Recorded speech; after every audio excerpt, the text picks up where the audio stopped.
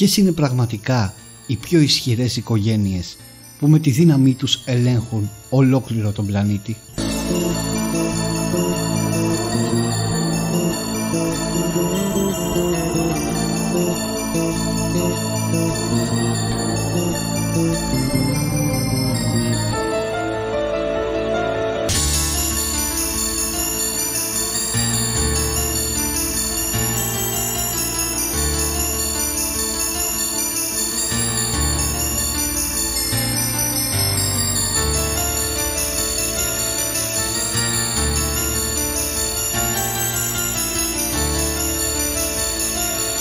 Είναι γεγονός πως ανάμεσά μας βρίσκονται άνθρωποι με πολύ μεγάλη ισχύ, οι οποίοι μπορούν ανα πάσα ώρα και στιγμή να αλλάξουν ή να καθορίσουν τις τύχες της ανθρωπότητας. Οικογένειες με τεράστιες περιουσίες που έδρασαν και δρούν στο παρασκήνιο, πραγματοποιώντας τρομερές πράξεις για να φτάσουν στην κορυφή, έτσι ώστε να μπορούν να ελέγξουν τον κόσμο και την παγκόσμια σκηνή. Ποιες είναι άραγε αυτές οι οικογένειες?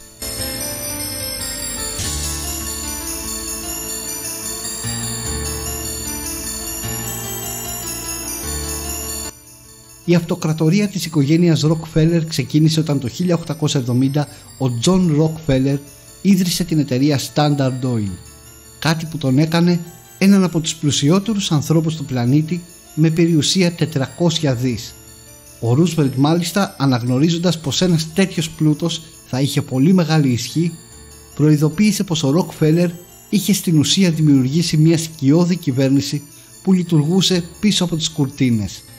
Η δράση της οικογένειας Rockefeller λέγεται πως είναι η χρηματοδότηση των Ηνωμένων Εθνών με σκοπό την προώθηση δικών τους συμφερόντων, αλλά και της λέσχης Bilderberg, του συνεδρίου της παγκόσμιας ελίτ, εκεί όπου παίρνονται αποφάσεις πίσω από την πλάτη του πληθυσμού. Ένα θέμα για το οποίο θα συζητήσουμε σε κάποιο επόμενο επεισόδιο Weirdo.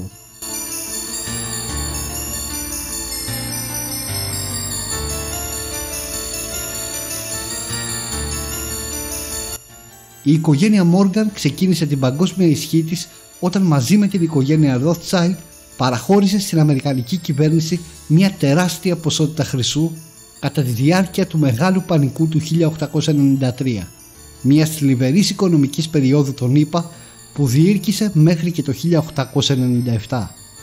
Έτσι, διατηρώντας τον έλεγχο πάνω στο χρυσό της χώρας, η Morgan χρηματοδότησε αρκετές εταιρείες, μεταξύ άλλων της General Electric.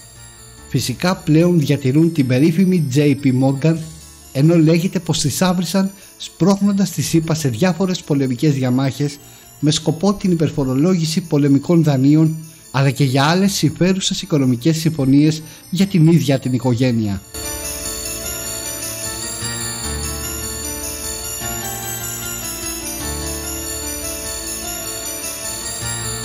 Η οικογένεια Rothschild λέγεται πως είναι μία από τις πλουσιότερες του πλανήτη μας, με πάνω από 500 δις προσωπική περιουσία και γύρω στα 103 σε χρηματιστηριακή αξία. Η ιστορία των Rothschild είναι μια ιστορία χρήματος που ξεκίνησε κατά το 18ο αιώνα. Ένας από τους πιο πετυχημένους της οικογένειας ήταν ο Mayer Rothschild, που γεννήθηκε το 1744 σε μια παραγκούπολη της Φραγκφούρτης. Μεγαλώνοντας έγινε υπάλληλος σε μια μικρή τράπεζα του Αμβούργου, όπου και έμαθε την τέχνη. Επιστρέφοντας στην Φραγκφούρτη σε ηλικία 19 ετών, άρχισε να ασχολείται με μικροτραπεζικές, διακινώντας και ανταλλάσσοντας σπάνια νομίσματα και σχετικές επενδύσεις. Σε αυτό το σημείο το όνομα Rothschild ενεπλάκη σε σενάριο χειρισμού χρημάτων σε παρασκήνιο πολέμων. Ο Μάιερ μάλιστα ήταν πιστός στην παράδοση της οικογενειακής επιχείρησης και επέμεινε οι 5 γη του να γίνουν συνέτεροι, και τους έστειλε μάλιστα ως αντιπροσώπους στα 5 μεγαλύτερα οικονομικά κέντρα εκείνης της εποχής: στη Φραγκφούρτη, τη Βιέννη, το Λονδίνο, τη Νάπολη και το Παρίσι. Σήμερα λέγεται πως η οικογένεια Rothschild ελέγχει την παγκόσμια σκηνή μέσα από την Ομοσπονδιακή Τράπεζα των ΗΠΑ.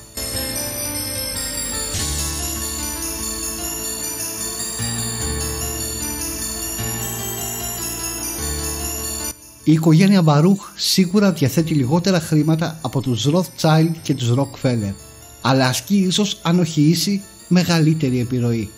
Ο Μπερνάρντ Μπαρούχ Ήταν ένας άνθρωπος που υπήρξε σύμβουλος 5 προέδρων των ΗΠΑ και στενός φίλος του Σερ Winston Churchill. Ήταν εκείνος που εφήβρε τον όρο ψυχρός πόλεμος και είχε τον απόλυτο έλεγχο της ατομικής βόμβας.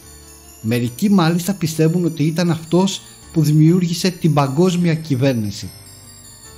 Κανείς δεν γνωρίζει πολλά πράγματα για την πνευματική αλλά και γενικότερα την κληρονομιά της αυτοκρατορίας του Μπαρούχ, ο οποίος είχε 2 κόρες και ένα γιο.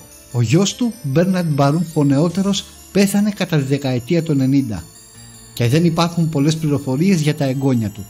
Μερικοί όμως πιστεύουν ότι βρίσκονται κρυμμένα και εξακολουθούν να ελέγχουν όχι μόνο την αμερικανική αλλά και την παγκόσμια διακυβέρνηση του πλανήτη. Εσείς γνωρίζετε κάποια άλλη οικογένεια που δρά στο παρασκήνιο και ελέγχει τις τύχες της ανθρωπότητας? Αν ναι, γράψτε τις στα σχόλια κάτω από το βίντεο και εμείς θα τα ξαναπούμε όπως πάντα στο επόμενο επεισόδιο.